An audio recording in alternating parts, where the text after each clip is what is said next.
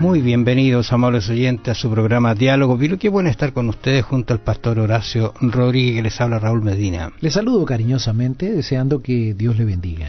Fíjate que Pablo en Romanos 6:1 dice, ¿qué pues diremos? ¿Perseveraremos en el pecado para que la gracia abunde? Yo creo que esto es lógico pensar que no. Y él lo dice de ninguna manera, porque los que hemos muerto al pecado, ¿cómo viviremos aún en él?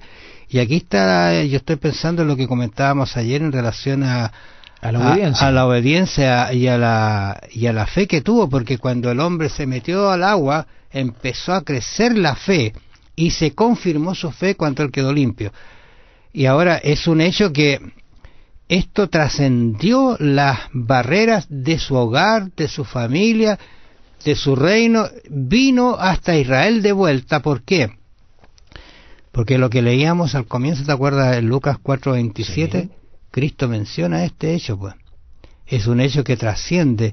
Y muchos leprosos había en Israel en tiempo del profeta Eliseo, pero ninguno de ellos fue limpiado, sino Naamán el sirio. O sea, pasó las barreras de su propia nación, siendo él un sirio, un gentil, que para algunos no tenía opción de salvación y la tuvo. Y sabes una cosa, tenemos que reconocer que Dios pasó por alto a muchos leprosos que había en Israel. ¿Por qué? Por la incredulidad. La incredulidad fue la que le cerró las puertas del bien. Ellos no creían. Y fíjate, Jesús no hizo mucho milagro en algunos lugares porque precisamente por eso, por la incredulidad de ellos. Entonces, nosotros tenemos que considerar hoy día, desgraciadamente, se juega mucho con esto de la fe. Hay quienes, tenemos que decirlo, tristemente comercian con la religión. Y eso ha perjudicado a mucha gente. Muchas personas no creen precisamente por estas personas. Tenemos que poner nuestra fe en Dios, tenemos que poner nuestra fe en la palabra de Dios. Dios nos va a guiar si nosotros se lo pedimos, y se lo pedimos con fe, pero esa fe el Señor permite que esa fe ya vaya creciendo por medio de las experiencias que vamos teniendo con Él. Creo que esto es importante. Mira, habíamos conversado un poquito qué pasó cuando Naamán regresó, pero si usted ve el capítulo 5, hacia adelante, los versículos 17 en adelante, encuentra algunas frases que de alguna manera son poderosas en relación a cómo este hombre confesó su fe. Porque aquí en adelante tu siervo, ¿qué es lo que dice? No sacrificará holocaustos ni ofrecerá sacrificio a otros dioses sino a Jehová. Te fijas que sigue el concepto de obediencia. Hay un cambio de actitud. Ahora, ¿quién le dijo que no tenía que sacrificar a los dioses paganos? ¿Quién le dijo acerca de la doctrina? ¿Se lo dijo Eliseo? Eliseo lo que hizo fue decirle, mira, anda y váyate al Jordán y vas a ser salvo. Él no quiso hacerlo, pero los siervos lo hicieron recapacitar y él fue y se sanó. Y ahora empiezan a aparecer algunas cosas que no están escritas, pero que él se da cuenta que tiene que ser un obediente a Dios. Tenemos que ponernos en las sandalias, pueden ser de Naamán, porque fíjate, él tuvo que pasar por sobre bastantes prejuicios. En primer lugar, tuvo que creerle a una sierva, a una esclava. Después tuvo que creerle al siervo que mandó Eliseo. Y finalmente tuvo que creerle a los siervos que le aconsejaron que él debería meterse en el Jordán y hacer lo que el profeta le había mandado hacer. Entonces, todo esto, eso no es algo normal, natural. Muchas veces nosotros vamos a tener que pasar, cuando la Biblia nos menciona algo, vamos a tener que pasar por sobre ciertos prejuicios, sobre ciertas ideas preconcebidas, y hacer lo que el Señor nos pide, nos dice. Entonces, eso es importante. Y yo creo que uno tiene que aplicar esto también a su vida, porque en el caso de Naamán, lea con tranquilidad los capítulos 5, 17 en adelante, especialmente la última parte del 17, y lo voy a leer porque aquí está una enseñanza maravillosa.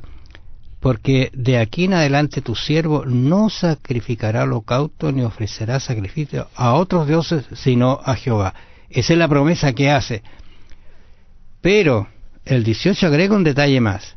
En esto perdone Jehová a tu siervo, que cuando mi señor el rey entrare en el templo de Rimón para adorar en él, y se apoyare sobre mi brazo. Fíjate que la cercanía que tenía este hombre con el rey, incluso en el concepto muy particular de su adoración, él estaba al lado de él. ¿Qué es lo que dice?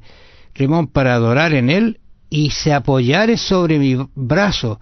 Si yo también me inclinare en el templo de Rimán, cuando haga tal, Jehová perdone en esto a tu siervo. O sea, estaba consciente que de aquí en adelante solamente la adoración tenía que hacerla al Dios verdadero, al Dios que le había sanado, al Dios que lo tenía limpio, el cuerpo, su piel, como la de un niño. Y él, ¿qué le dice? Ve en paz. Se fue pues y caminó como media legua de tierra. El relato va a seguir con algún incidente medio desastroso, pero es lindo la experiencia. Yo creo que es la experiencia que cada cristiano encuentra con su Señor, ¿eh? Algo también digno de mención es que él lleva a tierra de Israel, ¿eh?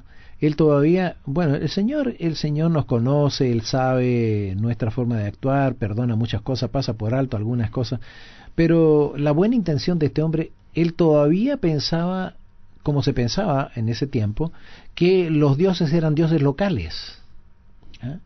Israel tenía un dios y ese dios tenía un territorio de Israel, pero ellos tenían otro dios que comandaba el territorio de ellos. Entonces él pensó en adorar al Dios de Israel en tierra israelita. Entonces llevó unas bestias cargadas con tierra, y así él iba a adorar en la tierra que correspondía. Incluso se lo dijo al profeta. El profeta se lo aceptó.